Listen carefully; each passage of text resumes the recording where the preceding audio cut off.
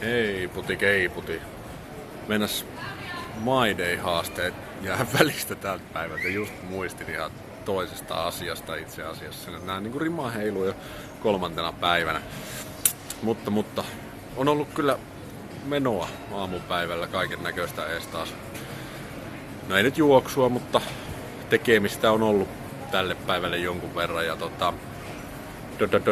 sitä sen suuremmin erittelemättä, niin nyt kuitenkin kello on 15:04, 16:16 itse asiassa tarkalleen ottaen. Meillä on nuorten ilta menossa.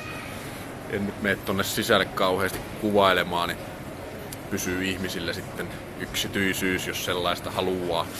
Mutta siis nastameininki, perus nuorten illan jutut, pelataan pleikkaria, lautapelejä, mitähän muuta vähän piirrellään ja sen sellaista.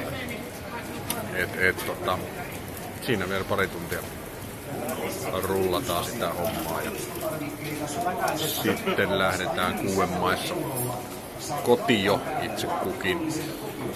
Huomenna on muutama aika mielenkiintoinen juttu tiedossa, mutta kerron ehkä niistä sitten huomisessa videossa, sikäli mikäli muistan sen kuvata niin enemmän. Mutta ihanasta päivä ollut.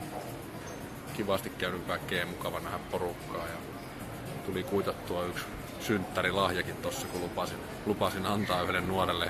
Sekin yllätys joku sen viikon myöhässä, mutta sopimus on aina sopimus ja sekin saatiin sitten täytettyä tänään, että siitä pitää olla taas ylpeä monella tavalla.